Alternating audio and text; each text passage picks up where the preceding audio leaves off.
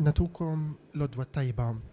Din hija xandira diretta mill-Katedral tal-Assunta fil-Belt Victoria Għawdex, iċ-Ċittadella, fejn jiena, Francesco Piottart, flimkien mal-crew ta' Radio Katedral Online TV, inselmilkom, nilqakom għal dan il-moment liturġiku sabiħ u għażiż. L-Isqof Djoċesan, l-Isqof ta' Għawdex, Anton Tewma, kif jagħmel ukoll l-Arċisqof Charles Cicluna f'Malta, fid-djoċesi tiegħu, dalgħodu jiċċelebra l-qudiesa ta' tberik u l-konsagrazzjoni taż-żjud fil-katedral, is-sede tiegħu, il-post fejn hu għandu il-katedra. Flimkien miegħu jiċċelebraw is-saċerdoti tad-djoċesi. Dan huwa jum is-saċerdozzju Kattoliku. Jum għażiż għal kull ministru ordinat fis-saċerdozzju Kattoliku għax kien propju bħal lejla ħamis ix-xirka li fl-aħħar ikla tiegħu mal-Apostli Ġesu waqqaf is-sagramenti tal-Ewkaristija u tal-Ordni Sagri bil-kelmiet għamlu dan b'tifkira tiegħi u wara x-xewqa espliċita tiegħu illi kull darba li tiġi ċelebrata l-Ewkaristija u jsir mill-ġdid preżenti b'mod ħaj fost il-Knisja tiegħu. U dan permezz tal-idejn tas-saċerdot. Dalgħodu f'din il-liturġija sabiħa, sinifikanti, evokattiva, is-saċerdoti kollha iġeddu il-wedijiet tagħhom saċerdotali bħal dakinhar tal-ordinazzjoni tagħhom. U għalhekk ukoll illi fil-liturġija tal-lum tingħata importanza partikolari lil dawk is-saċerdoti illi din is-sena qed ifakru anniversarju importanti mill-ordinazzjoni. Il-25 sena għandna saċerdot wieħed, il-50 sena għandna 6 saċerdoti u is-60 sena ta' saċerdozzju għandna 2 saċerdoti, wieħed minnhom reliġjuż. Nieħdu l-opportunità biex kif nagħmlu dejjem nilqgħu magħna għal din ix-xandira lilkom kollha li qegħdin issegwuna permezz ta' xi mezz jew ieħor tal-komunikazzjoni soċjali. Lilkom illi ingħaqadtu jew se tingħaqdu magħna permezz tat-televiżjoni, imma wkoll lilkom li qed issegwuna permezz tar-radijiet jew permezz tal-mezzi soċjali fuq l-internet, il-paġni tagħna ta' Facebook u ta' YouTube. Il-lejla jibda t-tridu Paskwali, dawk it-3 ijiem imqazza illi fihom niċċelebraw l-akbar misteri tas-salvazzjoni tagħna. Il-lejla mess il-qudiesa in cena Domini, il-qudiesa tal-aħħar ikla tal-mulej, għada l-azzjoni liturġika tal-adorazzjoni tas-salib imqaddes bit-tifkira solenni tal-passjoni u l-mewt tal-mulej, u pitada s-sibt fil-għaxija l-akbar fost iċ-ċelebrazzjonijiet kollha tas-sena fil-liturġija tal-Knisja, dik li Sant'Ustin sejħilha il-fġejjel kollha li twal lejl, il-lejl tal-qawmien, is-sara, il-fġili solenni tal-Eid. Fil-liturġija tal-Knisja Kattolika dawn mhumiex 3 funzjonijiet jew ċelebrazzjonijiet separati, imma ċelebrazzjoni waħda sħiħa li tiftaħ il-lejla bir-rat tas-salib u t-tislima tal-bidu u tagħlaq is-sibt bil-lejl bil-barka solenni tal-Eid. Għalhekk il-mument ta' dalgħodu, għalkemm teknikament għadna fi żmien ir-Randan, diġà jintroduċina għal dawn it-3 ijiem partikolarissimi tal-liturġija tat-tridu qaddis Paskwali, tridu tal-Eid. Dalgħodu l-għajnejn il-qalb tagħna huma ma' Ġesu u l-Apostli fiċ-ċenaklu fejn lil dawk l-aktar eżis għalih jagħtihom il-mandat sabiex ikomplu dak illi bedaw. U għalhekk illi llum b'mod partikolari f'din il-liturġija nitolbu għas-saċerdoti tagħna sabiex tassew iwettqu il-ministeru tagħhom b'fediltà, b'imħabba, b'għotja sħiħa, dejjem fuq l-eżempju tal-Imgħallem Divin, il-Qassis il-Kbir, Ġesu Kristu. U għalhekk li dalgħodu fl-ebda knisja oħra, fl-ebda ħin ieħor ma ssirx ċelebrazzjoni oħra ta' qudiesa, imma l-unika waħda hija din fil-katedral fejn l-isqof li huwa l-qassis il-kbir fid-dijoċesi tiegħu huwa dak li fil-Knisja lokali jippersonifika biex ngħidu hekk lil Kristu nnifsu ir-raj il-kbir, jiċċelebra din il-qudjiesa mas-saċerdoti kollha, dawk li naturalment għandhom il-fakultà fiżika li jagħmlu dan, għaliex anki fid-dijoċesi tagħna għandna saċerdoti anzjani, għandna saċerdoti morda, għandna wkoll saċerdoti li jinsabu jaqdu fid-dioċesijiet u knejjes oħrajn fil-Knisja Universali. Magħhom ukoll il-poplu kollu ta' Alla li jaqsam anki permezz tal-mamudija tiegħu f'dan id-don saċerdotali, il-ministeru komuni ta' kull wieħed u waħda minna. Għalhekk anki jintom li tinsabu fid-djarkom issegwu din iċ-ċelebrazzjoni, ejjew ninaqdu spiritwalment f'dan il-moment għażiż li fih aħna l-koll nissapportjaw biex ngħidu hekk lis-saċerdoti tagħna sabiex ikunu dejjem fidili lejn is-sejħa tagħhom. Il-Knisja Katedrali dal-għodu imżejna għal dawn il-jiem imqazza, l-altar ta' ripożizzjoni kif tistgħu taraw anki fuħut mix-xogħol tagħna jinsab diġà armat fuq in-naħa ta' wara f'waħda mill-kappelluni tal-ġemp sabiex mill-lejla naturalment u għada fil-għodu jintuża u jiġi miżjur minn tantu tant devoti illi jduru jagħmlu it-tradizzjoni sabiħa ta' żjajjar tas-seba' knejjes, iġbijat sbieħ tal-vari tal-passjoni illi l-ħadd li għadda ħarġu proċessjonalment nhar Ħadd il-Palm u l-Passjoni tal-Mulej mat-toroq tal-Belt Viktorja. Imma forsi l-aktar importanti hu ir-rit il ħan iċċelebraw dal-għodu fejn se jiġu imbirka żjud. Inġbarna l-koll flimkien bħala poplu ta' Alla għal din iċ-ċelebrazzjoni Ewkaristika fejn fija ser jiġu konsagrati iż-żjud imqazza li jimbagħad jintużaw fiż-sagramenti li jiġu iċċelebrati matul is-sena li ġejja. Il-ġabra li ser issir illum tmur b'risq il-manteniment tal-kleru. Għalhekk inqumu bil-wieqfa sabiex nagħtu bidu għal din iċ-ċelebrazzjoni waqt li nkantaw flimkien mal-kor. Kif smajtu lis-seminarista jintroduċi f'din iċ-ċelebrazzjoni ta' dalgħodu serin jiġu imbirka u konsagrat 3 iżjud partikolari. Iż-żejt tal-griżma, dak li jintuża fil-griżma tal-isqof, fl-ordni sagri u anki fil-mamudija li jiġi konsagrat, imma mbagħad jiġu mbirka wkoll iż-żjud tal-katekumeni użat fil-mamudija u ż-żejt li ieħor tal-morda, tad-dilka tal-morda. Il-kor tal-Knisja Katedrali janima din iċ-ċelebrazzjoni dal-għodu u propju jiftaħ b'dan l-innu tant adatt għal dan il-moment.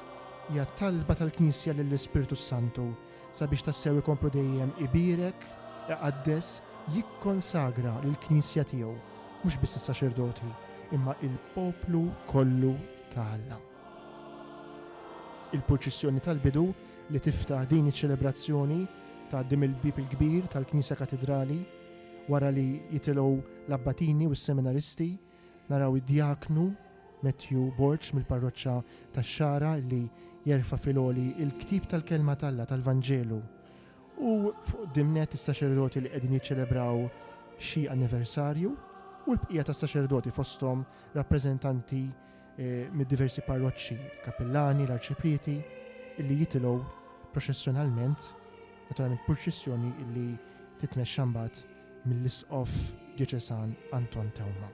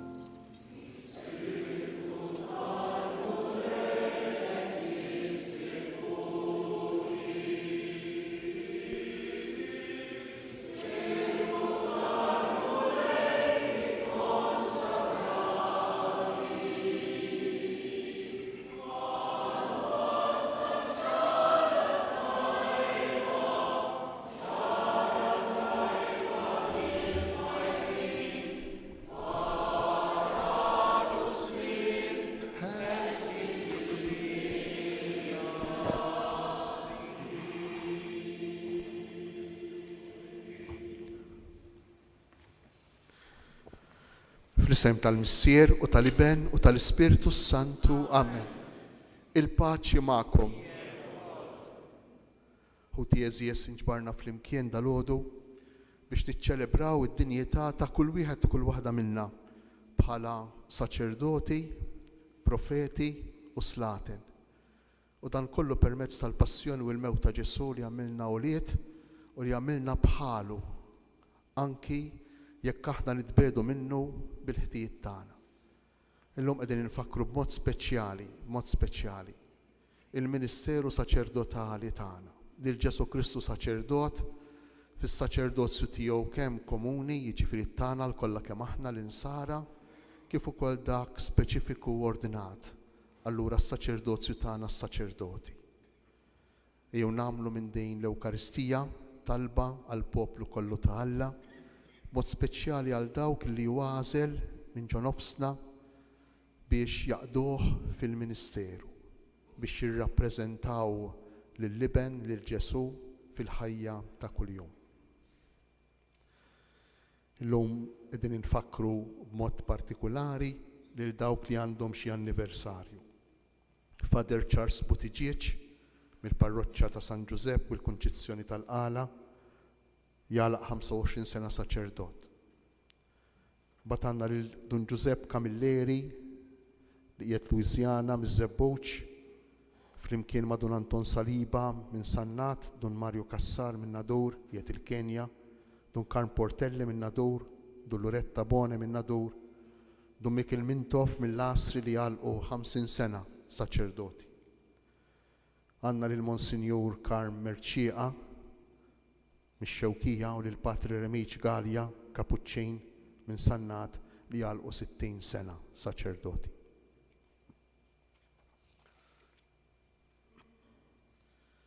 Ħuti Eżies l-għana tal-ħnina ta' Alla wa bla qies. Fit-tmiem ta' din iċ-ċelebrazzjoni solenni tal-Qudiesa se nirċievu l-barka apostolika bl-indulġenza plenarja li taħfer kull piena marbuta mad-dnubiet. Ejjew għalhekk narfu ħtijietna u numiljaw ruħna taħt lejt ħanina ta' Alla biex hu jerfana meta jasal il-waqt.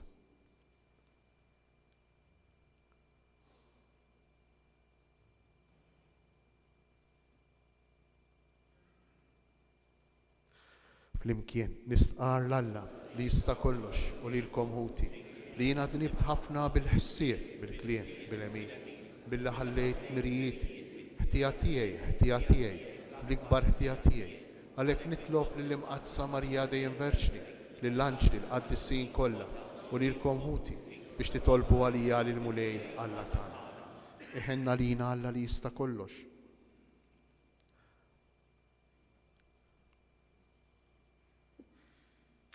Għat-talb u l-merti tal-Imqadsa Marija Dejjem Verġni, tal-qaddisejn Apostli Petru u Pawlu u tal-qaddisin kollha, jagħtikom Alla ħanin li jista' kollox, okkażjoni tandima tas-sew li tagħti l-frott, qalb dejjem niedma u bidla tal-ħajja, perseveranza fl-emejjel tajba, jaħfrilkom dnubitkom kollha u jwassalkom għal ħajja ta' dejjem. Amen.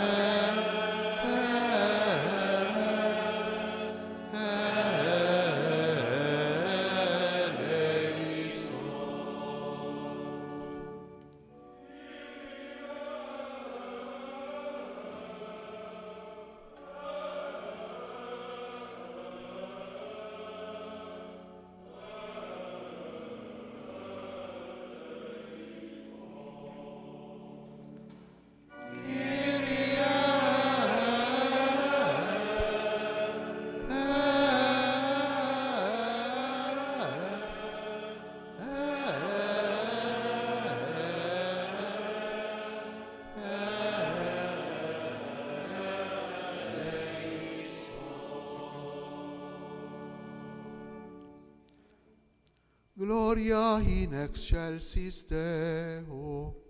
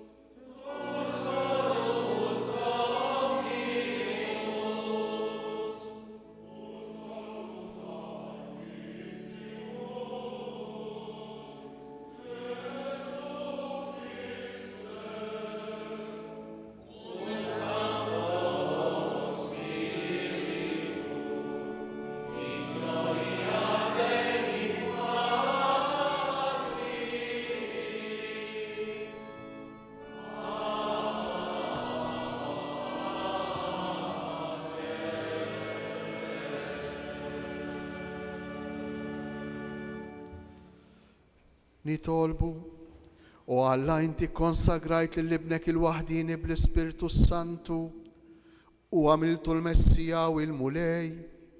Fil-ħnina tiegħek għamel li aħna li għanna semmi l-konsagrazzjoni tiegħu inkunu xhieda tal-fidwa quddiem id-dinja bibnek Ġesu Kristu Sidna li hu Alla u miegħek jgħix u jsaltan flimkien mal-Ispirtu Santu għal dejjem ta' dejjem.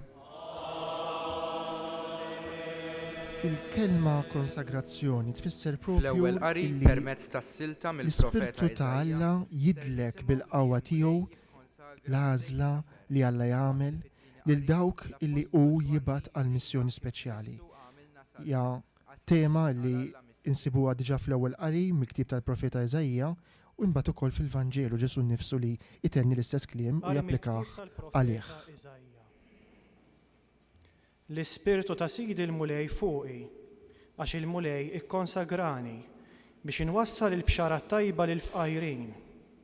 Bat nindewwi l-qalb miksura biex inħabbar il-ħelsien lill-imjasrin u lil-ħabsin il-ftuħ tal-ħabs biex innidi is-sena tal-grazzja tal-Mulej u jum il-vendetta ta' Alla tagħna biex infarraġ lill-imniktin, biex inferraħ lil dawk li jibku f'Sion, nagħtihom kuruna flok irmiet, żejt tal-ferħ flok l-ilbies tal-vistu, il-għana tal-foħrija flok ruħ mitluqa.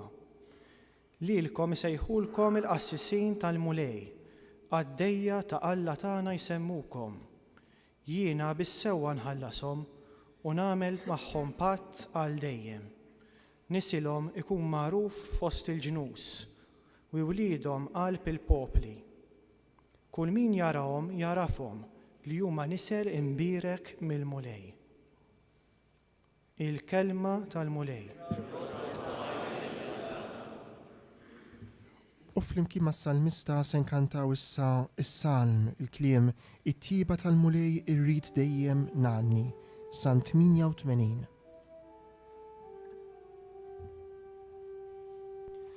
It-tiba tal-mulej irrid dejjem nanni. Flimkien? It-tiba tal-mulej irrid dejjem nanni. Sibt lil David ħaddej tiegħi biż-żejt imqaddes tiegħi dliktu, tkun idi dejjem miegħu u nsaħħu wkoll bidrijaj. Flimkien? It-tiba tal-mulej irrid dejjem nanni. Miegħu ikunu l-fedeltà u it-tiba tiegħi bismi tissaħħaħ il-qawwa tiegħu u jsejjaħ li int missieri u Alla tiegħi, fortizza u salvazzjoni tiegħi. Flimkien? It-tiba tal-mulej irrid dejjem nanni. It-tiba tal-mulej irrid dejjem nanni. Dak li ħabna u ħalna minn dnubietna, ifakkarna l-awtur tal-ktib tal-Apokalissi huwa dak li ġej minn ġdid fil-glorja. Sakemm nistennewh aħna wkoll b'fidi nħabtu fuq sidirna u nitolbu maħfra. Tal-Apokalissi ta' San Ġwan Apostlu. Grazzja lilkom u slim minant Kristu Ġesu. Ix-xut fidil il-kbir fost il-mejtin, il-prinċep tas-slaten tad-dinja u dak li ħabna u li ħalna minħabba dnubietna bis-saħħa ta' demmu u li għamilna saltna għaddisin għal Alla tiegħu u missieru. Lilu il-glorja u s-seta għal dejjem ta' dejjem. Amen. Arawh ġej fis-seb u bajnejn kollha jarawh u koll dawk li kienu nifduh u r-razza kollha tal-art jibdew iħabbru fuq sidirhom minħabba fih. Iva, Amen.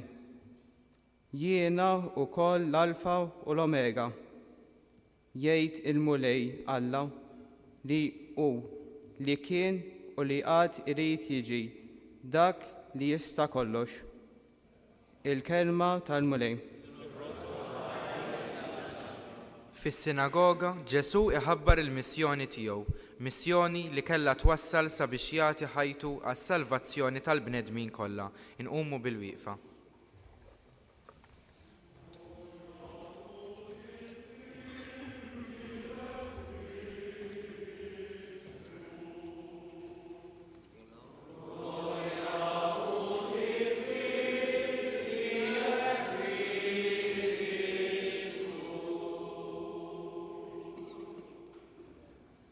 Għal darboħra Ġesu fil-Vanġelu ifakkarna illi fih jitwettqu il-profezziji kollha tat-Testament il-Qadim.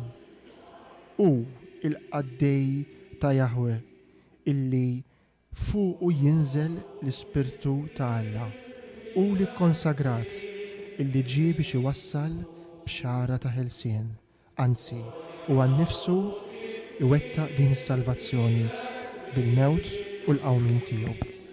Id-diaknu illi mexa f'proċessjoni qasira minn fuq l-altar għal fuq l-ambone bil-ktib tal-Vanġelu issa ixandar din is-silta sabiħa mill-Vanġelu skont San Luqa. Il-mulej magħkom. Qari mill-Evanġelju skont San Luqa.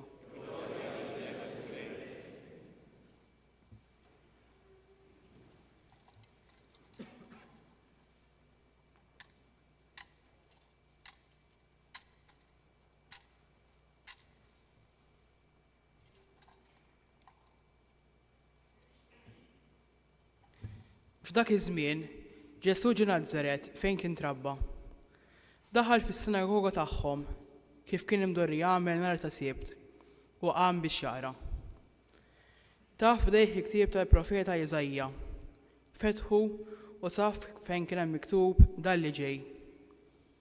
L-Ispirtu tal-Mulej fuqi għax hu jikkonsagrani. Baħt ninħabbar il-ħarsin il-mjassrin, inwassal b'xarat tajba lil-fqajrin u dawn mill-ġdid lill-lomja.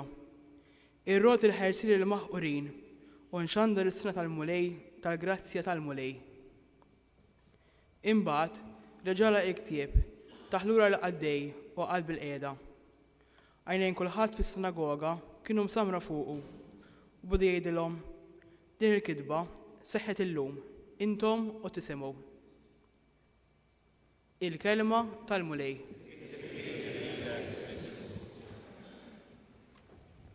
Smajna s-silta tal-Vanġelu imxandra lilna silta illi tikkonferma illi fi Kristu Alla iwetta il-proġett tiegħu ta' salvazzjoni u jkompli permezz tiegħu jagħmilna saltna ta' assisin għalih u għal Alla missieru. Palissa l-isqof ibirek lil miġema bil-ktieb tal-Vanġelu hekk li aħna nifhmu li dik il-kidba illi seħħet dakinhar li Ġesu ra u qala qed terġa' sseħħ illum ukoll. Nisimgħu s-salomelija.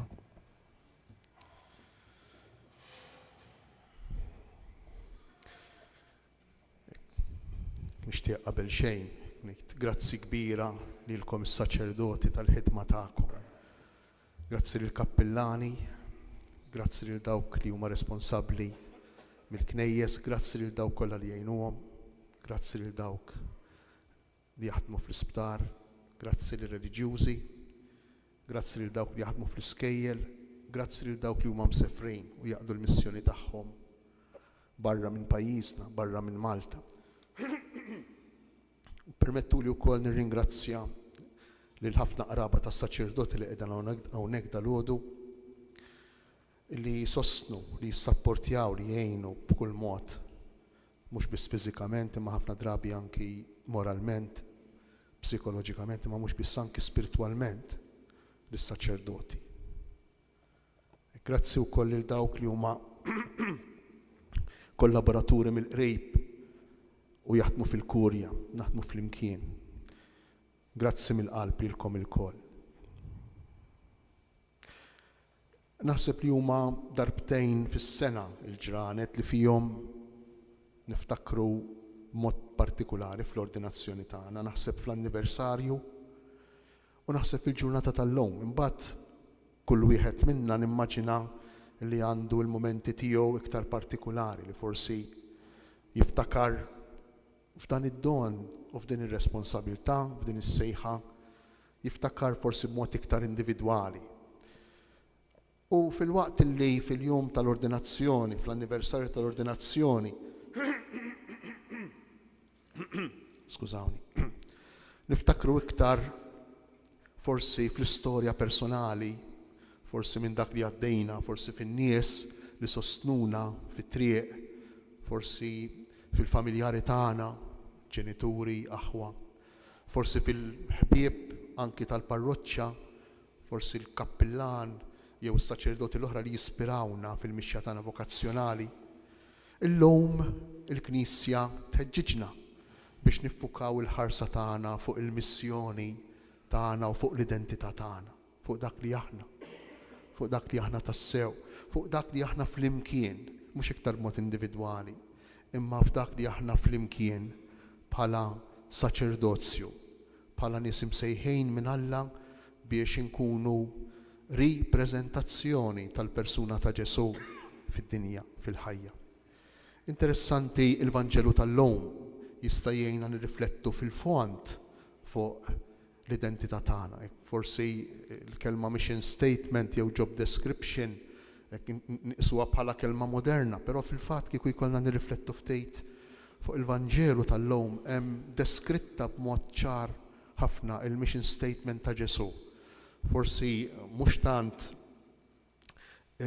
forsi kif nistgħu naħsbuha aħna jew nimmaġinawha aħna, imma fir-realtà, fil-profondità, fl-essenzjalità tagħha. U naħseb allura dal-għodu ta' min hekk nirriflettu ftit fil-qosor fuq il-missjoni speċifika ta' Ġesu. U allura l-missjoni speċifika tagħna fuq dan id-don responsabilità, fuq dan id-don sejħa, fuq dan ir-rigal li huwa missjoni fl-istess waqt. Ġesu jibda propju b'din il-frażi sabiħa.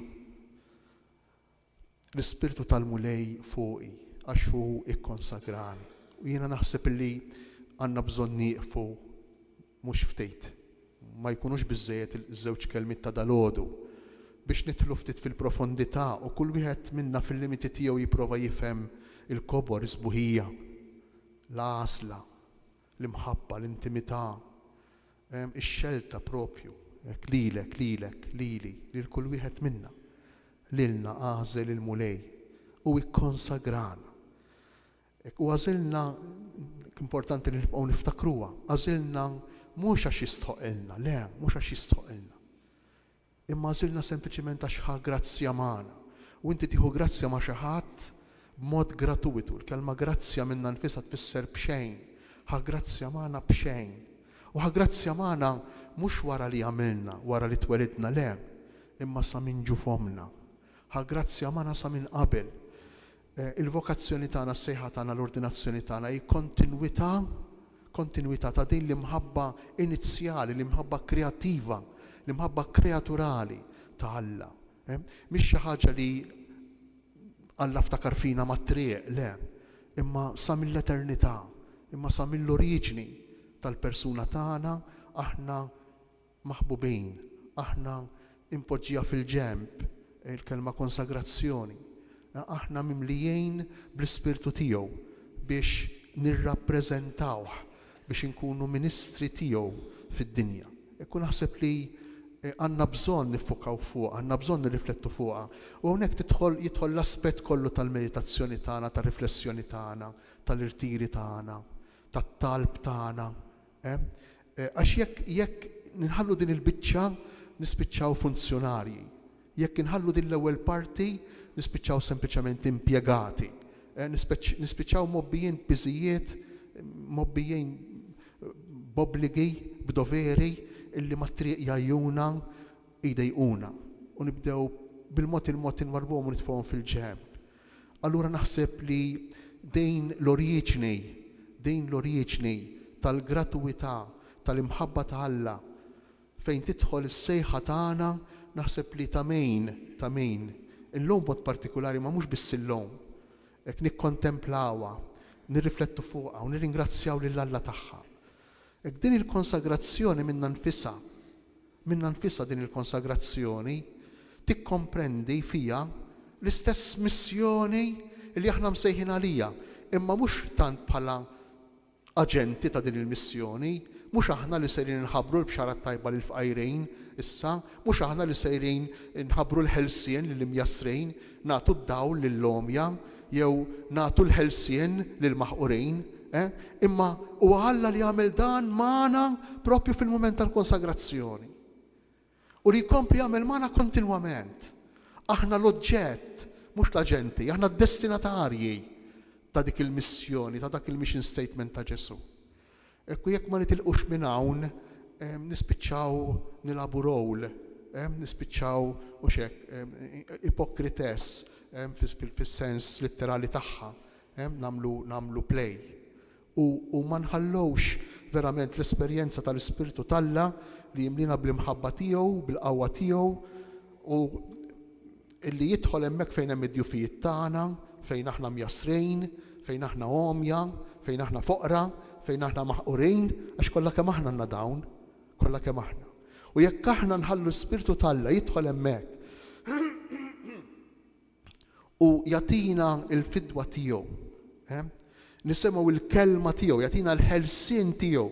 Interessanti għax il-verb li hemm imsemmi darbtejn tal-ħelsien, il-ħelsien li mjassru, il-ħelsien li maħqurejn u l-istess verb tal-maħfra. Ħna s-sena qegħdin nifukaw ħafna fuq il-qrar tar-rikonċiljazzjoni, biex ma niftakrux ukoll li il-kuntest tad-diskors kollu ta' Ġesuwa fit-tnedija tal-ġublew u jniedi s-sena tal-grazzja tal-mulej. U Ġesu mar qabat din is-sentenza minn ċapter ieħor, jew sal-Luqa mar qabadha minn ċapter ieħor tal-profeta Eżajja, mhux iktar minn kapitlu 61 imma minn kapitlu 58. Propju biex jgħid isma' qegħdin inniedu s-sena tar-rikonċiljazzjoni, is-sena tal-grazzja tal-mulej. U din hi r-rikonċiljazzjoni. Meta aħna naqdu il-funzjoni, aħna bħala saċerdoti, naqdu l-funzjoni tagħna mal-identità tagħna, ma' dak li aħna. Hija struggle kontinwa, hija taħbita kontinwa, sejħa kontinwa li aħna rridu ngħixu f'ħajjitna u li lilna tagħmilna mhux biss saċerdoti effikaċi imma bnedmin awtentiċi, nies ta' veru, nies awtentiċi. Fejn aħna mjassrejn u mela maħniex imjassrejn, fejn aħna foqra u mela maħniex foqra. Maħniex foqra aħna meta inħossuna weħidna, meta nħossu s-solitudni. Maħniex foqra aħna meta nippruvaw nikkompensaw għas-solitudni tagħna b'affarijiet illi ma jimlewx il-qalb. Maħniex foqra aħna meta kultant anki jekk m'għandniex għalfejn imma inħossuna mwarbejn, inħossuna li ħadd ma jagħti kasna, inħossuna forsi mistmerra. Maħniex foqra. Maħniex omja meta u xek, maħniex kapaċi narfu il-limiti tagħna u ma nkunux umli. Interessanti għax l-ama li jitkellem minnu Ġesu ma tindunax bih. Allura rridu neħdu a priori, rridu jisu minn qabel ngħidu iwa, nagħmlu għatta umiltà kbira iwa, jien ma narax kollox fil-ħajja, jien m'iniex kapaċi nara kollox, jien nara ftejt, jien nara sempliċement dak li kapaċi nara. Imma ħafna affarijiet li ma narawhomx u li ma nifhimhomx mhix għama dejn. Mhix għama, m'għandix bżonn id-dawl li jiġi minn din il-konsagrazzjoni. Maħniex maħqurejn, maħqurejn mhux għax fiżikament hemm xi ħadd li qiegħed forsi jeddidna, imma maħniex maħqurejn meta il-pressjoni tan-nies ta' madwarna. Forsi jkollok il xi ħadd jew xi ħadd fil-parroċċa, jew fil-knisja fejn taħdem, jew fil-postijek tax-xogħol illi jippersegwitak kontinwament. Maħniex maħqurejn, m'għandniex bżonn allura il-ħelsien ta' Ġesu. U żgur li għandna bżonnu, għandna bżonnu ħafna. Għandna bżonna dejn il-konsagrazzjoni li noqogħdu propju nħallu lil Ġesu kontinwament jatina din id-dilka, dan in-nifs tiegħu l-kelma konsagrazzjoni biż-żejt mod ieħor kif l-Iskrittura turi li l-Ispirtu ta' Alla jinfet u jidħol f'kull parti tal-persuna tagħna. Dak li Alla għamel fil-bidu tal-ħolqien b'imħabba kbira ikompli jagħmlu imbagħad x'hekk mal-profeti, mas-saċerdoti, mar-rajja. U jagħmlu magħna. Dalgħodu rajna fl-uffiċċju tal-qari ħafna minna konna hawnhekk, hekk illi Abel, Iżak kienu prefigura ta' Kristu. Hekk Alla kull wieħed minna iqislu nnifsu bħala postfigura ta' Kristu. Bħala kontinwità ta' dak li Alla jrid jagħmel mal-bnedmejn u l-ewwel qabel kollox magħna. Hekk nikkonkludi billi hekk l-ewwel qabel kollox hekk inħeġġeġ lili u lilkom kollha kemm aħna biex nibqgħu mal-identità tagħna, nibqgħu ma' dak li aħna. U nibqgħu ma' dak li aħna msejħin għalih. Jekk nitbedu mill-identità tagħna, il-mission statement tagħna jkun ftit differenti minn ta' Ġesu. Allura nibda naħseb fil-proġetti. Nibda naħseb biex nagħmel dik u nagħmel l-oħra u nirranġa dik u nirristawra l-oħra. U dawk huma faċli ħafna. Issa jista' jkun hemm bżonn, għandna bżonn, ma nistgħux inħalluhom dawn dak li tawna li ħallewna mis-srietna jaqgħu u jispiċċaw fix-xejn, le. Imma ma ninsewx l-ispeċifiċità tal-mission statement tagħna. Il-ħelsien lil imjassrejn, il-bniedem imjassar. Il-lowm, x'mhux imjassar il-bniedem il-lowm. Jekk aħna saċerdoti imjassrejn, x'mhux imjassar il-bniedem tal-lowm. L-aħbar it-tajba, il-Vanġelu lil-foqra kemm għandhom bżonnhom in-nies. il-Vanġelu, il-lom. Id-daw lill-lomja, mo speċjali ż-żgħar tagħna, mo speċjali l-adolescenti u ż-żgħażagħ tagħna. Kultant omja fil-veru sens tal-kelma għax għajnejhom ma jmorrux lilien minn pied jew żewġ piedi, lilien mill-monitor, lilien mill-mobile, lilien mit-tablet. Omja fil-veru sens tal-kelma x'm'għandhomx bżonn id-dawl min-naħa tagħna. M'hawnx maħqorejn illum li għandhom bżonn il-ħelsien u żgur li hawn. Din hija l-missjoni tagħna li tagħmilna dak li aħna saċerdoti. L-oħrajn huma mezzi. Il-proġetti huma sempliċement modi, però mingħajrhom serħu raskom li mingħajrhom ngħaddu. Anzi ħafna drabi mhux ngħaddu aħjar. Għax il-konċentrazzjoni tagħna tkun fuq dak li hu speċifikament tagħna. Qiegħed ngħid għalija l-ewwel wieħed qiegħed nirreferi għal ħadd. Ejjew inħallu llum lil Mulej jerġa' jġeddidna u jerġa' jħeġġiġna fil-konsagrazzjoni tagħna u f'dak li aħna msejħin verament għalih. Smajna hemmhekk l-omelija tal-Isqof ta' Għawdex Anton Tewma f'din il-qudiesa solenni ta' tberik ta' żjud u l-konsagrazzjoni tal-Griżma fil-Katedral ta' Għawdex illum ħames ix-xirka filgħodu sejħa qawwija lis-saċerdoti il-ministri ordinati li llum niċċelebraw il-jum partikolari tagħhom twaqqif tas-saċerdozju Kattoliku sabiex jerġgħu lura għas-sejħa oriġinali, il-missjoni li jindika Ġesu fil-Vanġelu li smajna ftit tal-ħin ilu, l-ispirtu tal-Mulej fuqi ikkonsagrani biex inħabbar il-ħelsien lill-imjasrin. Hija missjoni sabiex kull saċerdot ikun tassew ministru tar-rikonċiljazzjoni u ħelsien. Issa niġu għat-tiġdid tal-wedit saċerdotali. Saċerdoti iqumu bil-wieqfa.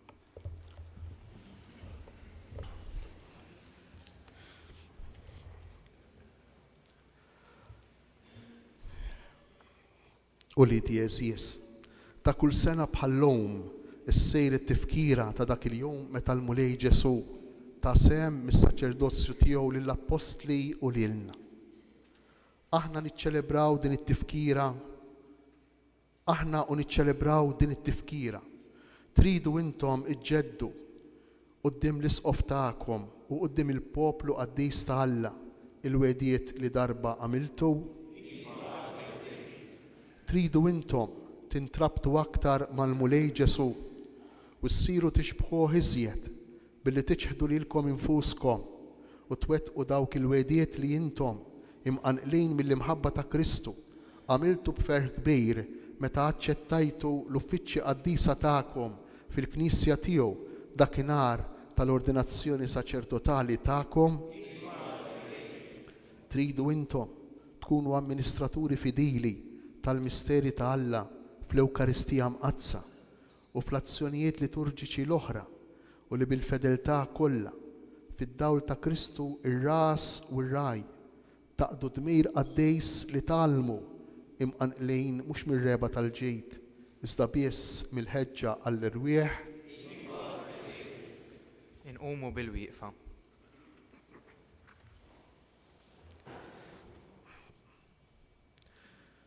U intom eżis u liedi itolbu għall-presbiteri tagħkom biex il-Mulej jixerred fuqhom bil-kottra l-ġid tiegħu ħalli huma bħala ministri fidili ta' Kristu il-qassis il-kbir tagħna iwasslukom għandu li hu lajn tas-salvazzjoni. Kristu ismana, Kristu il-qatt tal-btan.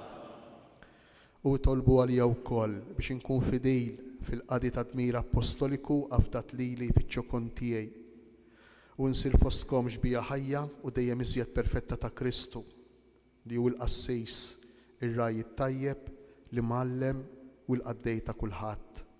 Kristu ismana, Kristu il-qatt tal-btan. Il-Mulej iħarisna l-koll fl-imħabba tiegħu u jalla jwassalna l-koll kemm aħna rajja u merħla fil-ħajja ta' dejjem. Amen.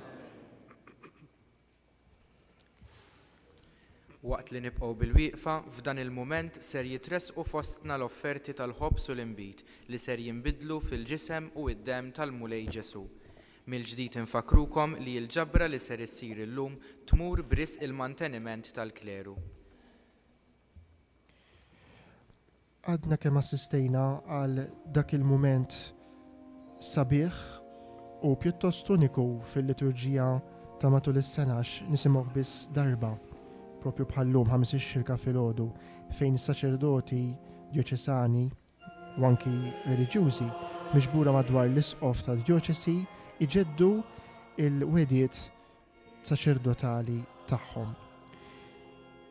Issa qed jittellgħu lejn l-altar għal quddiem l-isqof kemm l-offerti imma wkoll iż-żjud. Fil-fatt għandna qed naraw fuq l-screens tagħna bħalissa il-żewġ saċerdoti li huma kappellani fl-Isptar Ġenerali ta' Għawdex li għadhom kemm tellgħu iż-żejt tad-dilka tal-morda. Nfakkarkom illi dalgħodu jsir it-berik ta' 3 żjud differenti. L-ewwel wieħed li ttellgħu li fuqu se nisimgħu tingħat talba ta' barka huwa iż-żejt tad-dilka tal-morda, żejt li jintuża sagrament tal-griżma tal-morda f'każi estremi ta' mart u anki prossimità lejn il-mewt. Il-kor qiegħed ikanta dal-innu sabiħ illi se nkomplu nisimgħu. Innu skużawni illi ifaħħar lil din is-siġra illi nsibu fit-Testament il-Qadim kemm il-darba referenza għalija, is-siġra li minnha jittieħed iż-żejt, allura s-siġra taż-żebbuġ sabiex bih jiġu midluka u kkonsagrati il-mażulin. Minn hawn ftit tal-momenti oħra l-isqof se jgħid talba sabiħa ħafna, se jgħid talba fil-fatt fuq 3 żjud differenti. L-ewwel waħda fuq dan tas-sagrament tal-morda. Wara li saret din l-offerta ta' żjud. ta' żejt tas-sagrament tal-morda. Inroddu ħajr lil-Alla. O Alla, missier ta' kull faraġġ, intrid li permezz ta' ibnek il-morda jitfejqu mill-mart tagħhom. Fit-tiba tiegħek għati widen għat-talba tal-fidi, ibad mis-sema d-difensur, l-ispirtu qaddis tiegħek, fuq dan iż-żejt li jintoġbok nislu mis-siġar għas-saħħa tal-bniedem. Xerret fuqu il-barka qaddisa tiegħek biex daw kollha li jindilku bih ikollhom il-ħarsien fil-ġisem u r-ruħ u jeħilsu minn kull dbatija, minn kull nuqqas ta' saħħa u minn kull mart. Jitbierek minnek għalina Mulej dan iż-żejt qaddis tiegħek f'isem Sidna Ġesu Kristu. Amen.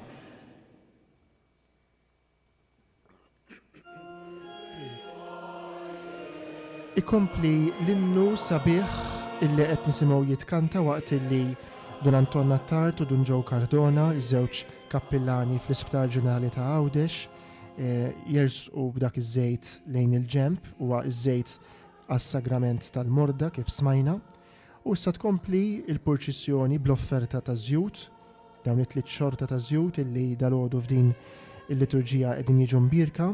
It-tieni xorta ta' żejt huwa dak li jintuża l-konsagrazzjoni tal-katekumeni, jiġifieri dawk li jkunu sejrin jiġu mamda.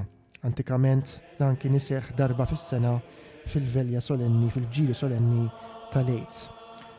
Żewġ saċerdoti tellew dan iż-żejt tal-katekumeni, Dun Mikil Mintoff illi qiegħed jiċċelebra 50 sena ta' saċerdozju u Dun u Patri Remiċ Galja li qed jiċċelebra 60 sena Kapuċċin. Nisimgħu it-talba tal-barka. O Alla, qawwa u ħarsin tal-poplu tiegħek, birek dan iż-żejt li jintħlaq bħala sinjal ta' qawwa u saħħaħ il-katekumeni li jindilku bih. Għatihom l-erf u l-qawwa tiegħek biex jifhmu aħjar l-Evanġelju ta' Kristu, qawwilhom qalbhom għad-dmirijiet tal-ħajja nisranija u għamilhom wlied adottivi xierqa tiegħek biex jieħdu twelid ġdid fil-Knisja tiegħek u jgħixu ħinja fija bi Kristu Sidna. Amen. U hemmhekk saret l-offerta u l-barka ta' dan iż-żejt tal-katekumeni li bih jindilku dawk li jiġu mamda kemm trabi u kemm adulti fis-sagrament tal-mamudija. Waqt il-kor ikompli kanta feddejtana b'qalb ferħana lilek nagħtu it-tifħir tagħna, jittella f'proċessjoni it-tielet u l-aħħar żejt li mhux biss se jiġi mbierek imma ikkonsagrat. Dan huwa żejt tal-griżma propja, iż-żejt tal-griżma tal-isqof, iż-żejt li jintuża fl-ordinazzjoni sagra, iż-żejt ukoll li bih jindilku altari u knejjes ġodda fil-konsagrazzjoni tagħhom. Dan iż-żejt ittella lejn l-altar, qed jittella lejn l-altar propju issa minn Dunkarm, Portelli u Dun Loret Tabone jiċċelebraw il-50 sena ta' saċerdozju tagħhom waqt li Dun Charles Buttigieg li qed jiċċelebra 25 sena tella wkoll in-nart li se jitħallat ma' dan iż-żejt. Hawnhekk għandna talba itwal u tassew profonda illi ħan nisimgħu l-isqof jgħid issa. Talba li tibda bl-istedina propju li jenna l-poplu Talla kollu sabiex ninaqdu f'dan il-moment għażiż u nitolbu lill-Alla l-missieri birek u jqaddes din il-griżma. Il-fatt l-isqof bħalissa qed iħallat ma' dan iż-żejt in-nar tifuh, sinjal tas-sew ċar u sabiħ tal-fwieħa tal-Ispirtu Santu, l-fwieħa tal-Qdusija illi titħallat propju ma' dan iż-żejt li se jintuża fil-griżma. Ħuti eżies, nitolbu lill-Alla l-missier li jista' kollox biex ibierek u jqaddes din il-griżma u biex dawk li jindilku bija minn barra iħossu l-ġid tagħha minn ġewwa u tkun tistħoq ilhom il-fidwa mingħand Alla. Ma dan iż-żejt hemm marbut ukoll dan il-ġest tas-sew sabiħ. L-isqof jonfoħ fuq dan iż-żejt imħallat bin-nart propju sabiex f'dan iż-żejt tas-sew tidħol il-qawwa tal-Ispirtu Santu li huwa nifs, ruħ il-Qodos. U Alla li tkabbar u tmexxi l-qudiem kull ġejt tar-Ruħ fit-tiba tiegħek il-qarrat il-ħajr li bil-qima kollha l-Knisja ferħana qed tagħmillek permezz tagħna. Int fil-bidu ridt li l-art nibbet is-siġar li jagħmlu l-frott tagħhom u fosthom is-siġra taż-żebbuġ li minna nieħdu dan iż-żejt mill-itjeb li bih ninqdew għal griżma mqazza.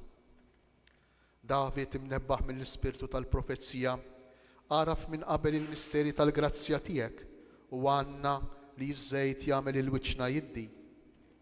Meta l-ilma tad-dilluvju niżel fuq l-art u ħasel id-dinja minn ħżunità, il-ħamima bil-fera taż-żebbuġ f'munqara xandret li jisliem reġantrat lill-art u bekk intajtna xebħ tad-don li wara żmien battilna. Imbagħad fil-milja ta' żminijiet għarrafna sewwa t-tifsira ta' dan ix-xebħ għax wara li bl-ilma tal-mamudija nitnatfu minn ħtietna kollha. Dan iż-żejt imqaddes li jindilek fuq ġbinna jimla l-wiċċna bilena u f'qalbna jroddilna sliem. Int ordnajt il-qaddej tiegħek Mosè biex lilħu Ħaron wara li jnatfu bl-ilma jidilku wkoll b'dan iż-żejt u hekk jikkonsagrah għas-sejs. Ġie ieħor wisq akbar u rejtna meta ibnek Ġesu Kristu sitna rid lil Ġwanni jagħmdu fl-ilma tal-Ġordan għax jien dak il-ħin mis-sema bad fuq l-Ispirtu Santu f'sura ta' ħamima u bil-leħen li nstama tajtna xhieda tal-għaxqa li sibt f'ibnek il-waħdini. Hekk ta' bil-ħaq rid turi fis-sewwa dak li fuqu kien ħabbar il-profeta David meta qal dilkek Alla tiegħek b'żejt ta' għena aktar minn sħabek. Nitolbuk għalhekk mulej biex il-barka tiegħek tqaddes dan iż-żejt ħolqien tiegħek. Ixħed fih il-qawwa tal-Ispirtu Santu bis-seta wkoll ta' Kristu tiegħek li għall-isem qaddis tiegħu issemmiet il-griżma li bija oġbok tikkonsagra lik assisejn u slaten, profeti u martri.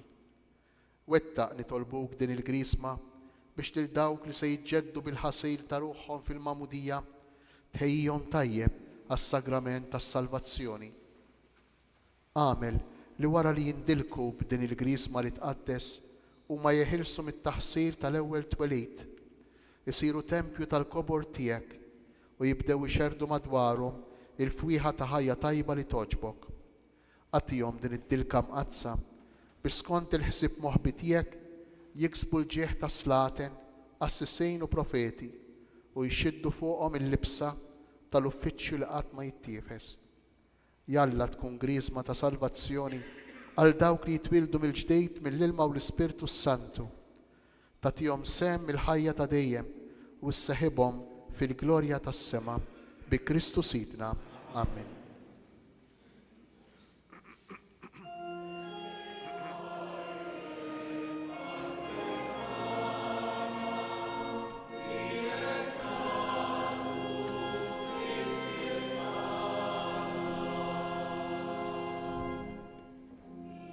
Smajna hemmhekk dik it-talba sabiħa, talba li tfisser ukoll il-ġrajja salvifika ta' dan iż-żejt.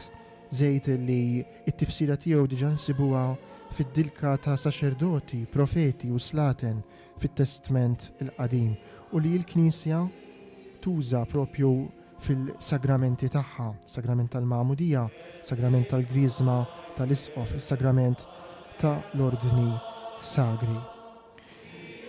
U issa familjari ta' saċerdoti, uħut minnhom qed jagħtu servizz barra minn pajjiżna, kif ukoll hawnhekk qed naraw membru tal-Ispigolatriċi tal-Knisja, u Ġuża Cardona li hija oħt il-mibki Monsinjur Pawlu Cardona li kien vigarju episkopali għall-kleru u li miet f'Ġunju illi għadda.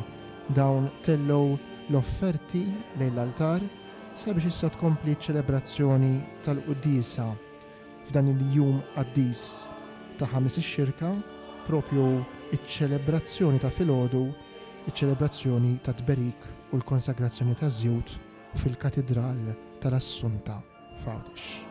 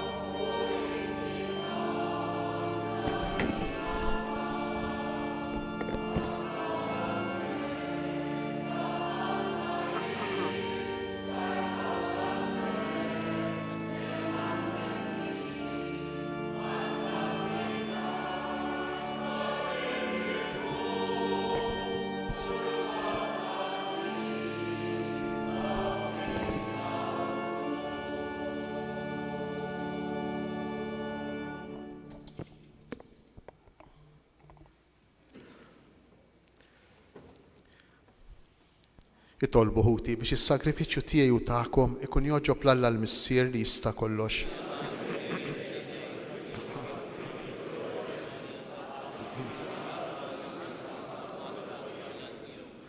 Nitolbuk mulej biex is-sakrifiċċju li sejrin nofrulek inaddafna bil-qawwa tiegħu mid-dnubiet tagħna tal-imoddi. Iwettaqna fil-ħajja tal-grazzja u jmexxina l-qudiem fit-triq tas-salvazzjoni bi Kristu Sidna. Il-mulej magħkom. Nerfgħu qlubna l fuq. Nisuħar lil mulej Alla tagħna. Sewwa xieraq tas-sew mulej missier qaddis Alla ta' dejjem li tista' kollox, tajjeb u taġi tas-salvazzjoni tagħna li dejjem u kull imkien inroddulek ħajr. Inti konsagrajt lil ibnek il-waħdini bl-Ispirtu Santu u għamiltu l-qassis il-kbir tal-patt il-ġdid li jibqa' dejjem. U biħsieb li ma bħalu oġbok tordna li s-saċerdozju waħdini tiegħu jibqa' dejjem fil-Knisja. Għax hu mhux biss iżejjen b'saċerdozju legali li l-poplu miksub minnu, iżda wkoll fl-imħabba tiegħu għalina bħala ħutu jażel lil xi wħud u bit-tqejjid tal-idejn isaħibhom miegħu fil-ministeru qaddis tiegħu. U huma f'ismu iġeddu s-sagrifiċċju tal-fidwa tal-bniedem fl-ikla tal-għid li jħejju għal uliedek. Imexxu bl-imħabba l-poplu qaddis tiegħek, jgħixuh bil-kelma tiegħek u jqawwuh bis-sagramenti. Huma jiddedikaw ħajjithom għalik u għas-salvazzjoni ta' ħuthom. Iħabbirku ħajsiru ġbija ta' Kristu u b'qalb sħiħa jagħtuk dejjem xhieda tal-fidi u tal-imħabba tagħhom. Għalhekk mulej aħna wkoll mal-anġi u l-qaddisin kollha tiegħek infaħruk u b'ferħ kbir intennulek.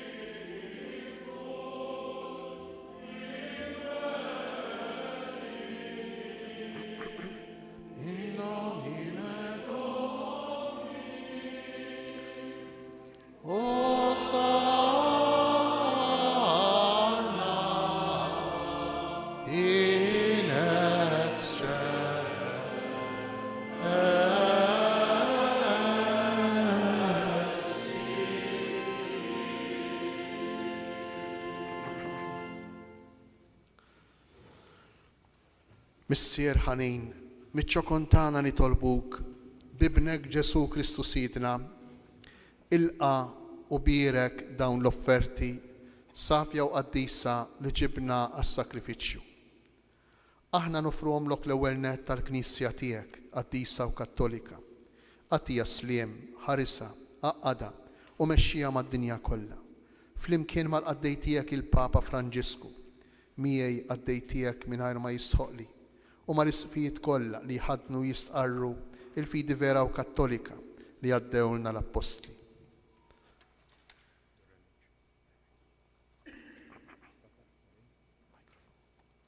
Ftakar mulej fil-qaddej tiegħek il-Papa Franġisku. F'dawk kollha li hawn madwarna inti taf tajjeb il-fidi u r-rabta tagħhom miegħek għalihom aħna nofrulek. Huma wkoll joffru dan is-sakrifiċċju ta' tifħir għal ġid tagħhom u ta' qrabathom biex jiksbu l-fidwa ta' ruhom u jaqalgħu is-saħħa u s-salvazzjoni li jittamaw huma u jresqu t-talb u x-xewqat tagħhom quddiemek Alla ta' dejjem ħaj u veru. Imseħbin mal-Knisja kollha f'xirka waħda ta' mħabba, inġeddu bil-qima t-tifkira tal-Gorjuża dejjem Verġni Marija, Omm Alla u Sidna Ġesu Kristu, tar-raġel tagħha San Ġusepp, tal-Apostli u l-Martri tiegħek Pietru, Pawlu, Andrija, Ġagbu, Ġwanni, Tomas, Ġagbu, Filippu, Bartilmew, Mattew, Xmunu, Taddew, Linu, Kletu, Klement, Sistu, Kornelju, Ċiprijan, Lawrenz, Krisogonu, Ġwanni u Pawlu, Kozma u Damjan u tal-qaddisin tiegħek kollha.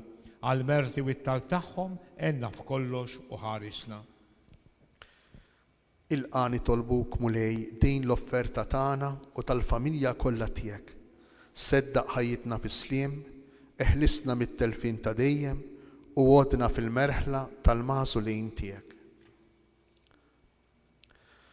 Birek u Alla nitolbuk din l-offerta, għamel li tkun kollha kemm tiegħek, wettaqa, qaddisha, il-qaħħa biex issir għalina l-ġisem u d-dem ta' ibnek il-Aziz Sidna Ġesu Kristu.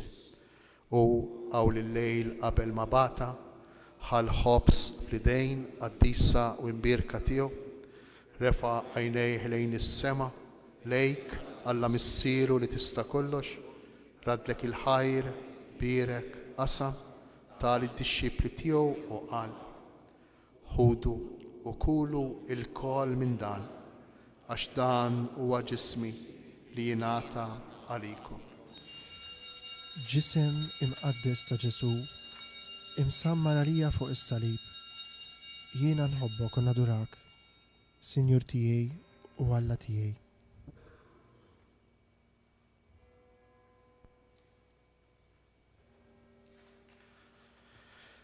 Ekku kol wara l-ikla, ħa dan il-kalċi għażiż fl-idejn qaddisa u imbirka tiegħu. Reġarat il-ħajr, birek, tal id-dixxipli tiegħu u qal: ħudu u ixorbu minnu il-koll, għax dan huwa l-kalċi ta' demmi tal-patt il-ġdid li jibqa' għal dejjem, id-demm li jixxerret għalikom u għall-bnedmin kollha għal maħfra ta' dnubiet. Għamlu dan tifkira tiegħi. Dem imqaddes ta' Ġesu, imċarċar għalija fuq is-salib. Jiena nħobbok u nadurak, Sinjur tiegħi u Alla tiegħi.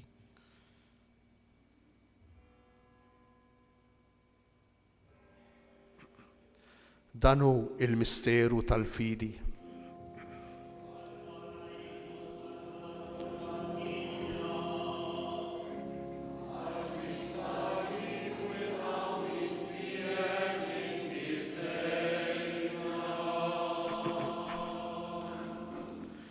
Għalhekk mulej aħna ministri tiegħek u l-poplu qaddis tiegħek, aħna u nagħmlu dan b'tifkira tal-passjoni mqazza tal-istess ibnek Ġesu Kristu Sidna, tal-qawmin tiegħu mill-imwiet u tat-tluħ glorjus tiegħu fis-sema, nofru lis-seb tiegħek bla tarf mill-ġejt li inti stess tajtna bitma safja qaddisa bla teba, il-ħobs qaddis tal-ħajja ta' dejjem u l-kalċi tas-salvazzjoni bla tmiem. Ixħed fuqhom ħarsa ta' tieba u sliem, ilqaħħom pal moġbok tilqa l-offerti tal-qaddej ġustijek Abel, is-sagrifiċċju ta' missierna Abram u s-sagrifiċċju li joffrilek il-qassis il-kbir tiegħek Melkisedek, sagrifiċċju qaddis bitma bla teba. Fiċ-ċokon tagħna nitolbuk Alla li tista' kollox, għamel li l-anġlu qaddis tiegħek iwassalhom quddiem l-artal tiegħek fis-sema, biex aħna l-kol li nieħdu semna mill-artal u nitqarbnu bil-ġisem imqaddes ta' ibnek, nimtlew b'kull barka u grazzja tas-sema. Ftakar ukoll mulej bil-qaddejja tiegħek li telqu qabilna bis-sinjal tal-fidi ħadu fil-magħmudija qegħdin jistrieħu bir-raqda tas-sliem. Ħenna għalihom mulej wagħti lilhom dak koll jistrieħu bi Kristu, Elena, id-dawl u s-sliem.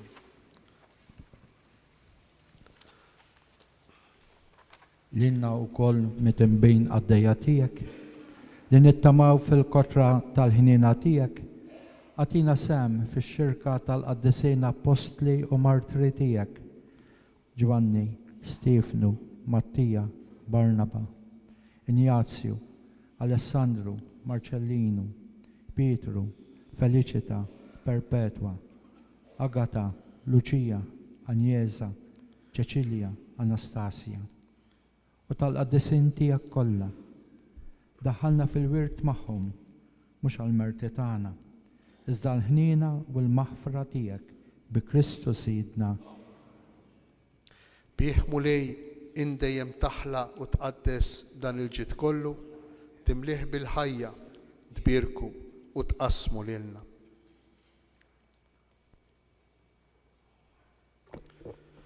Bi Kristu ma' Kristu u fi Kristu, jingħata lilek Alla missier li tista' kollox, flimkien ma' l-Ispirtu Santu, kull ġeħu glorja għal dejjem ta' dejjem. Amen.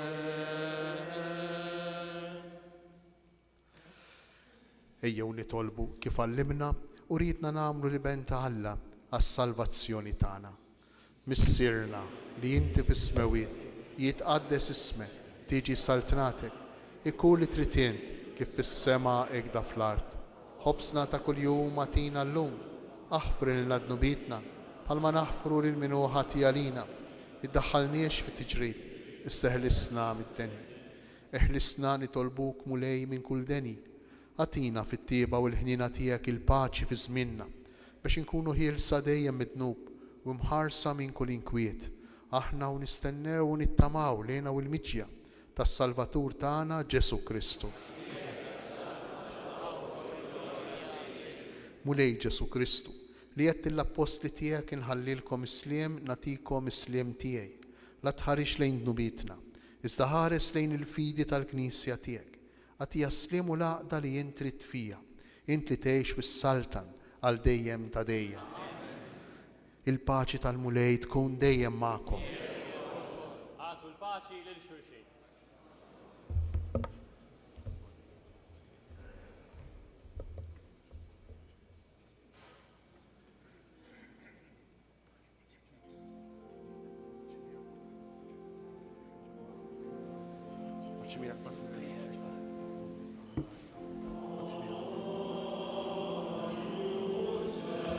F'dan il-moment tal-Quddisa l-isqof jagħti l-paċi lill konċelebranti prinċipali li hemm miegħu wkoll fuq l-altar u li smajna wkoll partijiet mill-kanoni Ruman, ġifieri t-talba Ewkaristika numru 1 tiġi mitluba minnhom fuq l-altar miegħu Monsinjur Karmer Ċieqa u Patri Remiġ Galja, Franġiskan Kapuċċin li qed jagħlqu 60 sena mill-ordinazzjoni saċerdotali, kif ukoll Monsinjur Mikiel Mintoff u l-Karonku Karm Portelli li qed jagħlqu 50 sena mill-ordinazzjoni saċerdotali. Bl-istess mod, il-konċelebranti l-oħra preżenti kemm fuq l-altar, fosthom membri tal-Kapitlu Katedrali u dawk fuq is-siġġijiet ta' quddiem fil-Knisja taw il-paċi li xulxin u l-miġema sabiħa miġbura hawnhekk mid-diversi irkejjen tad-Djoċesi ta' Għawdex. Dan hu il-ħaruf ta' Alla, dan hu Ġesu li jerfa' fuq l-ħtija tagħna. Ħenjin aħna li aħna mistiedna għal din l-ikla tal-ħaruf.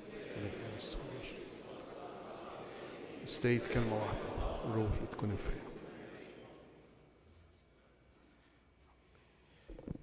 It-tieba tal-mulej irrid dejjem nanni minn nisel għal nisel b'fommi inxandar il-fedeltà tiegħek. Din hija l-antifona ta' tqarbin meħuda mis-Salm 88 jew 89 illi smajna wkoll illum bħala parti mill-liturġija tal-kelma. Għaliex aħna parti minn dan il-poplu ta' Alla, poplu ta' ikkonsagrati, mażulin, propju għal din il-missjoni li nkunu bxara ta' ħelsien għad-dinja kollha, aħna għandna sem mill-mejda tal-ġissem u d-dem tiegħu. Dan mhux b'merti tagħna, kif semma anke l-isqof fl-omelija, imma bi grazzja tiegħu, gratuita, mogħtija b'xejn, kull don li jagħtina Alla, mid-don li jagħti lis-saċerdoti permezz tal-ordni sagri, għad-don tal-mamudija illi l-kol kemm aħna bħala poplu tal-Alla naqsmu b'mod komuni huwa don moti b'xejn u allura maqsum b'xejn. U kif qal l-isqof ukoll fl-omilja, aħna nibqgħu dejjem destinatarji ta' din il-grazzja kbira tal-ħnina tiegħu. U qatt ma nsiru aġenti. Maħniex aħna li nagħtu l-ħelsien, maħniex aħna li nwasslu din l-aħbar propju bis-saħħa jew bil-merti tagħna, imma biss dik tal-Mulej Ġesu hija l-qawwa u l-grazzja tiegħu. U llum aħna nirringrazzjaw l-Alla ta' dan kollu, tad-don illi hu jagħti lill-poplu tiegħu lill-Knisja billi jażel minn fosta uħud biex ikunu ministri tiegħu, ministri tal-grazzja tiegħu, tas-sagramenti tiegħu, is-saċerdoti, imma d-don ukoll illi jagħti lill-poplu kollu ta' Alla permezz tal-kelma tiegħu, permezz ta' ġismu u ta' demmu. Ejjew f'dan il-mument għażiż ta' tqarbin għall-benefiċċju tagħkom telespettaturi u semmija illi ma tistgħux tkunu preżenti hawnhekk imma naf kemm kbira x-xewqa tagħkom li tirċievu lil Ġesu, nitolbu bil-qalb tqarbina tax-xewqa. Ġesu, jiena nemmen li inti nsab ta' bilħaq fis-sagrament tal-Ewkaristija. Irrid inħobbok fuq kollox u fuq kulħadd. Inti taf li nixtieq nirċevik ġewwa fija, imma la darba bħalissa ma nistax nilqek fija sagramentalment, nitolbok li tiġi fija spiritwalment. Ejja għandi Ġesu tiegħi biex jien niġi għandek. Ħeġġiġni bl-imħabba għalik biex f'ħajti u f'mewti jiena nemmen fik, nitma' fik u nibqa' nħobbok għal dejjem. Amen.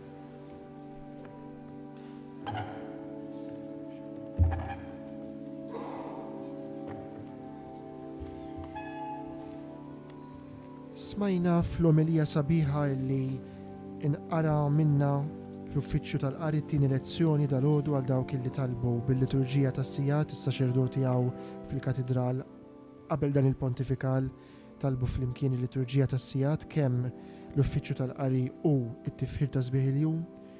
Dan l-isqof ta' tielet seklu f'omilija antika dwar lejt il-kbir jikteb hekk. Kristu u dak li twieled bniedem bħalna minn verġni, ġimdendel mis-salib, indifen fl-art, qam mill-imwiet u tela fl-għoli tas-smewiet. U l-ħaruf li ma fetaħx fommu, il-ħaruf li ġie maqtul, il-ħaruf li twieled minn Marija, in-naġa l-aktar ħelwa, il-ħaruf li ttieħed mill-merħla għal qatla manżul ix-xemx u mitfun bil-lejl. Fuq is-salib ebda qadma ma nkisritlu u taħt l-art ma rax it-taħsir. Imma qam mill-imwiet u miegħu qajjem il-bniedem minn qiegħ il-qabar. Bliema kliem sabiħ u poetiku dan l-isqof tal-ewwel sekli tal-Knisja jiġbor fi ftit il-misteru kollu tas-salvazzjoni li aħna ħan niċċelebraw b'mod hekk intens anki permezz tal-liturġija tal-Knisja, anzi fuq kollox permezz tagħha, imma wkoll permezz tad-devozzjonijiet popolari bħal huma il-purċissjonijiet, it-talba tal-Via Sagra, dawn huma momenti eżies li jekk ngħixuhom sewwa u kif imiss u b'attenzjoni fuq dak li tassew jixraqlu l-attenzjoni ħajjenuna sabiex nidħlu iktar fil-qalba tal-misteru tal-imħabba kbira ta' Alla għal bniedem. U din il-pritka li kwotajna minna tassew tiġbor fi ftit kliem l-intensità, l-profondità ta' din l-imħabba kbira ta' Alla, ta' Kristu, il-ħaruf bla teba li għalina isir vittma safja u qaddisa. Ejjew induqu minn din il-ħlewwa tal-qalb kbira illi Alla wera magħna f'ibnu Ġesu.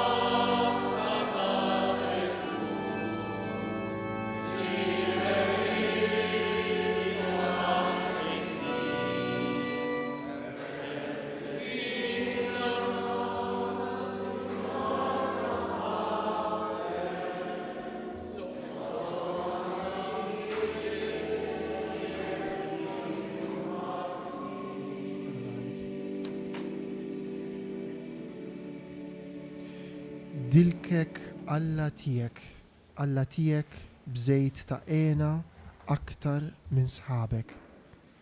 Dawn iż-żjud illi dalodu ġew imbirka u konsagrati fuq il-Presbiterju tal-Knisja Katedrali ta' Għawdex mill-Isqof issa jitqasmu lil kappellani tal-15 parroċċa fil-Djoċesi ta' Għawdex biex jintużaw fis-sagramenti rispettivi.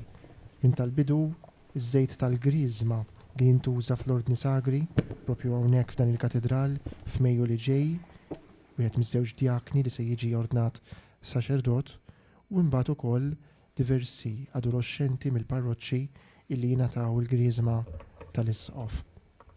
L-aħħar parti tar-rit taċ-ċelebrazzjoni ta' dalgħodu.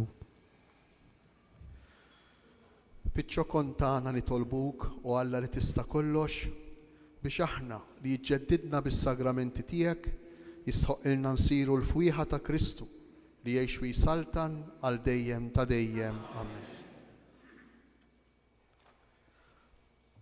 Permettu li qabel ma nagħmlu il-barka apostolika insellem mhux biss lilkom li qegħdin hawn saċerdoti ma wkoll il dawk li qegħdin id-dar jew għax morda jew għax ma jistgħux joħorġu u li mhumiex magħna minħabba diversi raġunijiet. Inħeġġeġ lilkom il-koll eżis ħutin Sara biex nitolbu għas-saċerdoti, jitolbu għalina biex inkunu nistgħu ngħinukom. Ekkun nħeġġeġkom ukoll biex titolbu dejjem għal vokazzjonijiet. U jalla t-talba tagħna għal vokazzjonijiet ma tkunx sempliċement talb lill-Alla, ma wkoll tkun imħabba lejn is-saċerdoti, imħabba lejn dawk li jridu jsiru abbatini, imħabba lejn dawk iż-żgħażagħ li jażlu li jmorru l-grupp tal-vokazzjonijiet. Nitolbu lil Mulej biex ikompli jagħtina nies li fismu fil-persuna tiegħu jagħtuna l-ħobs tal-kelma u l-ħobs tal-Ewkaristija u jenuna fil-mixja tagħna lejh. Il-Missier tagħna fi Kristu, l-Isqof Anton, għal grazzi tal-Alla tas-Sede Apostolika, Isqof tal-Knisja Mqazza f'Għawdex, Fisem il-Papa jagħti dawk kollha hawnhekk preżenti indiema minn ħajjithom imqarra u mqarbna. Il-barka apostolika bl-indulġenza plenarja. Jitolbu lill-Alla l-Qudisija tiegħu il-Papa Franġisku għall-Isqof tagħna Anton u għall-Knisja mqazzawhomna. Uffiċċju li tgħixu faqda sħiħa magħha b'ħajja qaddisa.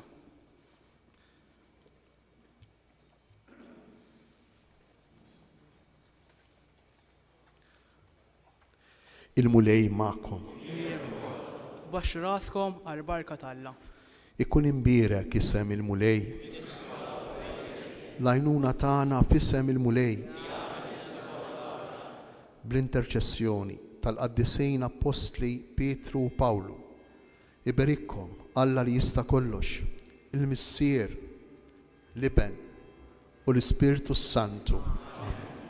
Morru u għejxu fil-paċi ta' Kristu. Inroddu ħajr lill-Alla.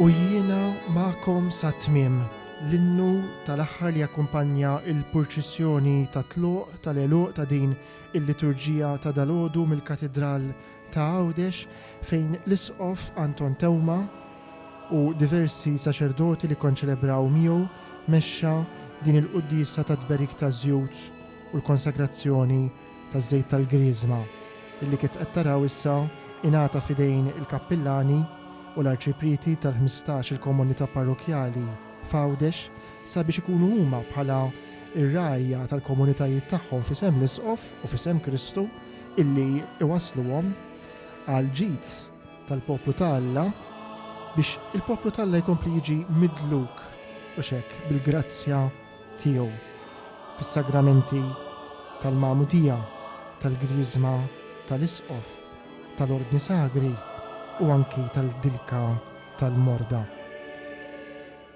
Huwa l-Ispirtu li konsagra lil Ġesu kif smajna fil-liturġija tal-kelma li jkompli jikkonsagra lill-Knisja tiegħu. U għalhekk is-saċerdot li llum niċċelebraw u nitolbu għalih huwa il-Ministru ta' din il-grazzja u l-ħniena ta' Alla li jwassal din l-imħabba ta' Alla lill-poplu tiegħu. Huwa għaddej tal-poplu ta' Alla tal-Knisja.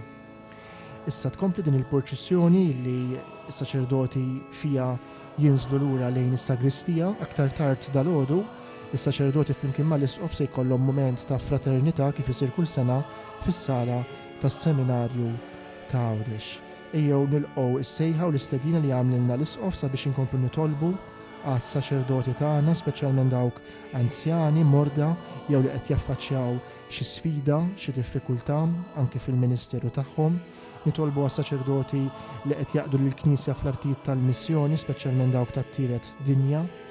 Nitolbu għall-familji tas-saċerdoti tagħna u nitolbu għall-vokazzjonijiet.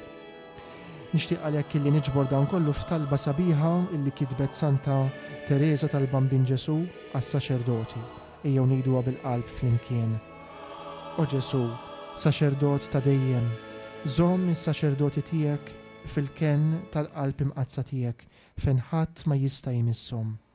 Żomm mingħajr teba' idejhom imbirka li jmissu kuljum il-ġisem imqaddes tiegħek. Żomm safja xoftejhom li jixxarbu kuljum bid-demm għażiż tiegħek. Żomm qalbhom nadifa mit-tniġġis tas-sem tad-dinja u mimlija bil-kobor tas-sejħa tagħhom. Ħajkunu mixewlin b'imħabtek biex imħabtek tħarishom minn kull ħażen tal-ġibdiet qarrieqa. Birek il-ħidma tagħhom biex tkun ta' fejda u ta' ġid u għamel l-erwieħ li għandhom fidejhom biex imexxu fit-triq tas-sewwa ikunulhom ta' faraġġ hawn f'din l-art u ta' għena bla tmiem fil-ħajja ta' dejjem. Amen. U għaziz semmija u telespettaturi li naqattu magħna għal din il-liturġija ta' dalodu ta' tberik ta' żjud fil-Katedral ta' Għawdex, grazzi mill-qalb li kontu magħna. Ejjew nkomplu ninġabru ninaqdu fit-talb, speċjalment hekk kif minn hawn ftit tas-sigħat oħra nidħlu fil-qalba tal-misteru tas-salvazzjoni tagħna, l-aktar jiem eżies tas-sena, it-tridu Paskwali, tridu tal-Għid. Għamlu kull sforz sabiex tinqalgħu minn djarkom u tattendu fil-komunitajiet u l-parroċċi tagħkom għal dawn il-momenti kbar u profondi. Tikkuntentawx billi segwhom fuq it-televiżjoni jew permezz tal-mezzi tal-komunikazzjoni soċjali. Imma dawn is-servizzi inkomplu nagħtuhom għal benefiċċju tagħkom li ma tistgħux, morda, anzjani jew b'xi mod jew ieħor ma tistgħux toħorġu minn djarkom. Għalhekk infakrukom illi fuq il-mezzi soċjali tad-djoċesi tagħna u anki fuq l-istazzjonijiet UTV u Shake tkunu tistgħu issegwu ċ-ċelebrazzjonijiet prinċipali tal-isqof minn dan il-katedral. Il-lejla l-isqof kif għamel f'dawn l-aħħar snin jiċċelebra privatament f'xi istituzzjoni soċjali fil-Knisja f'Għawdex jew f'Malta. Nafu li fl-aħħar snin ukoll kemm il-darba ċċelebra mal-komunità tar-residenti tal-Fakultà Korrettiva tal-faċilità korrettiva ta' Kordin. Għalhekk il-lejla il-funzjoni ma tkunx immexxija mill-isqof. Minflok se waslulkom dik li tiġi ċelebrata mis-Santwarju Nazzjonali ta' Pinu fis-6:30 ta' filgħaxija. Għada mill-katedral nhar il-ġimgħa l-kbira fit-3 ta' wara nofsinhar u mbagħad ukoll Sibti Lejt filgħaxija iċ-ċelebrazzjoni tal-Velja tal-Għid. Sibti Lejt filgħodu nfakrukom ukoll li minn Santwarju ta' Pinu inwasslu fid-9 ta' filgħodu is-sija tal-om. Mill-bqija jiena ma tfadalli xejn li nirringrazzjakom mill-ġdiet li kontu magħna, grazzi wkoll lill-crew ta' Radio Katedral Online TV li grazzi għalih stajna waslu din ix-xandira b'mod hekk professjonali. Nixtieqilkom minn qalbi tridu għaddis tal-Għid. L-odwa tajba lil kulħadd miċ-ċittadella ta' Għawdex.